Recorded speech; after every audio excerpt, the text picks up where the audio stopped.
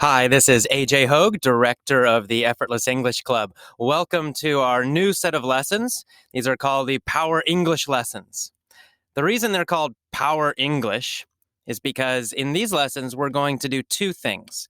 Number one, you're going to learn English, of course. As always, we have the mini stories, which are our favorite lessons for most of our members.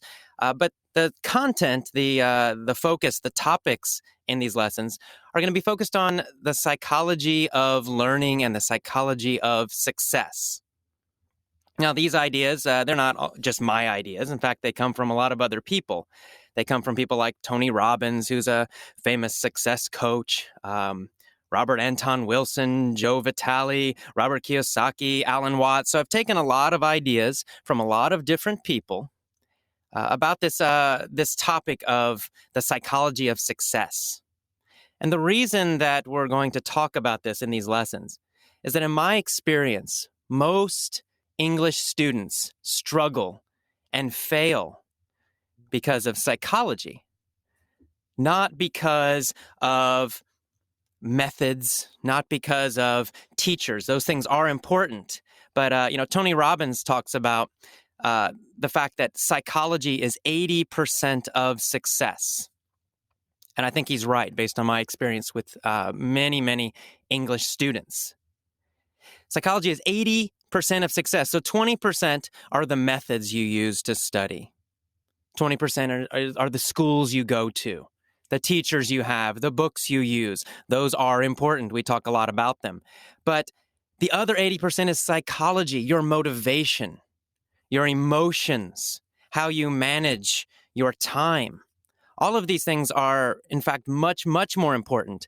What I saw in my classes were that the enthusiastic students, the energetic students, the optimistic students always learned much faster. They succeeded. The ones who failed, the ones who dropped out and quit, the ones who struggled, had the opposite mentality. They had a very negative mentality. Their motivation was low. They tended to be pessimistic. They felt that they weren't good at English. They had ideas that English was very tough, very difficult. They struggled. They didn't have enthusiasm for English. They didn't love English. So in these lessons, we're going to talk about how can you manage your emotions? How can you develop that strong, powerful, enthusiastic attitude towards English? How can you maintain it so that you don't get bored?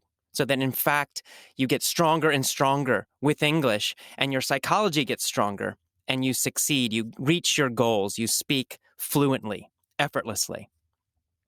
So among teachers, English teachers, language teachers, this topic is called non-linguistic factors. Non-linguistic factors. So what non-linguistic factors means is things that are not related to language learning directly. When we talk about language learning research, when we talk about the best methods to use when you learn English, those are linguistic factors, right? They're related to the language. Non-linguistic factors means not related to the language. This has nothing to do with English. It's more about psychology. Motivation, for example, is a non-linguistic factor. So that all it really means is just emotional factors. And there are actually many research studies about this topic. Dr. Stephen Krashen down in Los Angeles, probably, again, the expert in language acquisition, language learning, has done many studies, and he has also looked at many studies, and he's found that non-linguistic factors are equally or, in fact, more important than the linguistic factors to determine who is successful ultimately. What that means is that things like your emotions, things like your peer group, the community that you belong to, your feelings about English are as important or more important than the methods you're using to learn English. So how are we going to do this? How are we going to learn? Well, one of the things we have to do is create a daily English ritual. You need to engage your physiology. That means you need to engage and use your body. You need to engage and use your subconscious. That's how you start to affect and strengthen your psychology. So we have to strengthen our psychology. What does that mean? Really, it means affecting your body and your mind at the same time so that you actually feel better. Your emotions are happier while you're learning English. And I know this is the opposite of what you learned in school. You probably didn't feel very happy when you were sitting in your English classes. But when you're learning with Effortless English, it's very important for you to feel happy, for your body to feel good, for your mind to feel good, for you to emotionally enjoy the process of learning English. Of course, it's just more fun. You're going to like it a lot better. But the other benefit is that you actually will learn faster. You'll improve your grammar faster. You'll improve your pronunciation faster. You'll remember vocabulary words better, longer, and faster when you feel good. So there's a very practical reason for doing this too. So we're going to talk a lot in detail in these lessons about how to do this.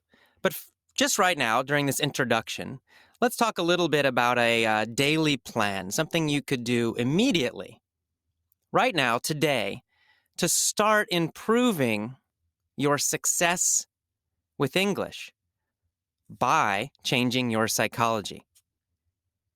So here's a little ritual, a little plan you can follow every day to start improving, to start feeling better, and then therefore improve your motivation and to learn English faster and faster and faster, better and better and better. And it's very simple.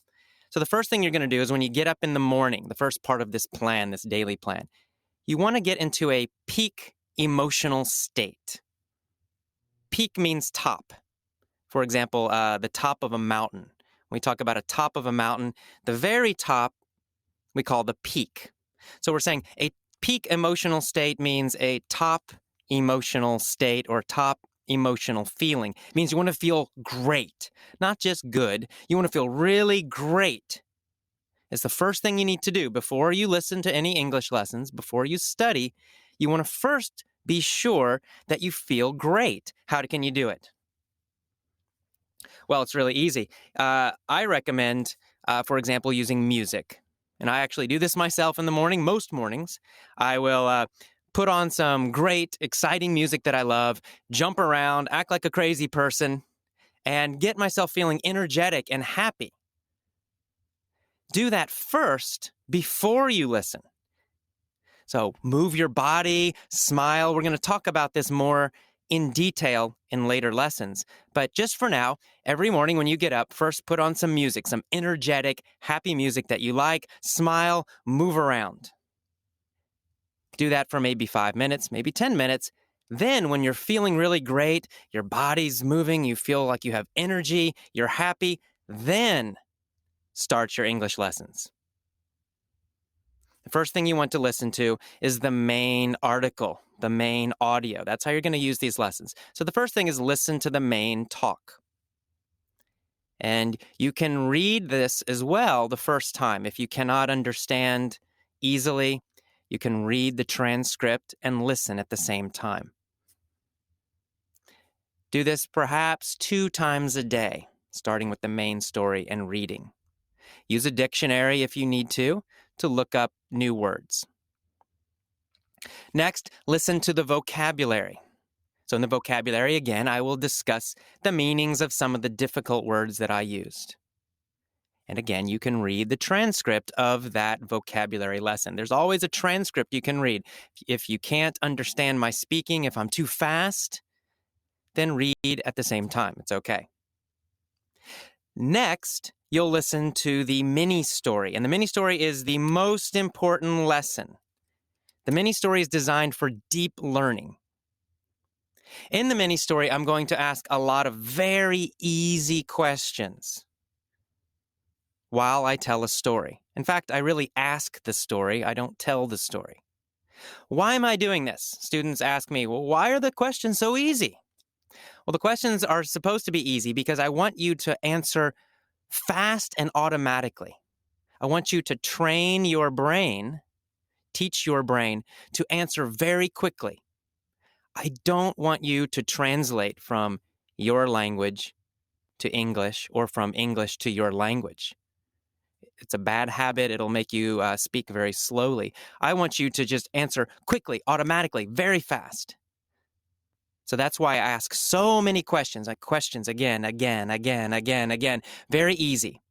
Your job, answer the questions quickly. You can answer with only 1 or 2 words. It's okay. Short answers are fine. You don't need to answer with a big, long sentence. In fact, short is better. So that's the order that you're going to follow. You're going to listen to the main article first, 1 or 2 times. You can read as well if you need to. Then you're going to listen to the vocabulary 1 or 2 times each day.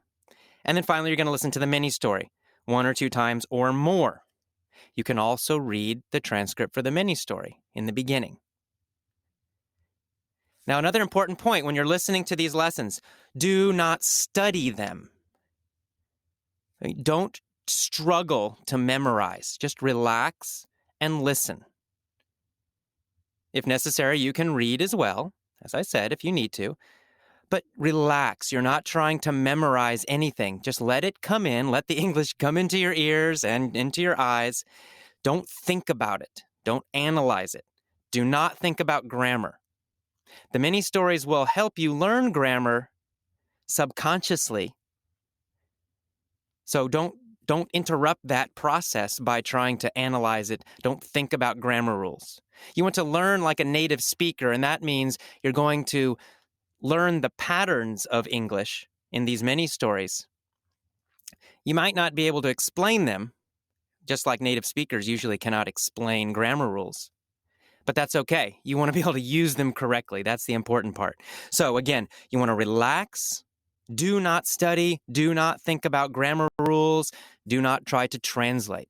Just relax and listen. That's why we call it effortless English. It should be effortless. You should be smiling, relaxed, and just listening. Now, another important point. You want to move your body while you're listening to the lessons. This will keep your energy high. So what do I mean by that? Well, a really easy way to do this is just to walk. You've got an iPod, you've got your earphones in, listen to the lessons while you go for a walk. You can do 2 things at one time. You exercise, you improve your body, and you listen to English lessons and improve your mind at the same time. If you're sitting in a train, then maybe you just stretch your body a little bit. If you're in your car, you can move a little bit. You can move around in your seat. If you're at your house, you can go crazy. You can jump around. You can exercise very strongly. You can go to the gym. Do something with your body while you're listening to the lessons. It will keep your energy high. It will keep you feeling better. You'll actually learn faster by doing that. And finally, a very, very important point. You need to use our deep learning method. That means you listen to each lesson set for 1 week or more. So for example, this introduction, it's got 3 parts. There's a main lecture, a main talk. There's a vocabulary section, and there's a mini story. Well, those 3, you want to listen to those 3 every day for 7 days. You want that repetition. Repetition is very important. You want it to go deeply into your brain. Just one time's not enough. Even if it's very easy for you, if you listen, you understand everything, it's simple, still follow the deep learning method. Still listen to the whole set for 1 week or more. On the other hand, if it seems very difficult, well, listen longer. 2 weeks is okay. Doesn't matter. The point is you want it to go very deeply into your brain, which means you want it to be almost effortless. It's just going to go into your brain and eventually just come out without you thinking. And that requires deep learning. It requires a lot of repetition. So that's kind of your basic plan for using these lessons. Again, first, you're going to get into a peak state. You're going to get excited. You're going to jump around. You're going to listen to music. You're going to feel great. Then you're going to listen to the main lecture, the main audio, 1 or 2 times. Then you're going to listen to the vocabulary 1 or 2 times. Then you're going to listen to the mini story 1, 2, 3, 4, 5 times every day. And remember, relax, feel good, and enjoy the lessons while you listen. Okay, that is it for our main section for this introduction. Next is the vocabulary. I'll see you next time. Bye bye.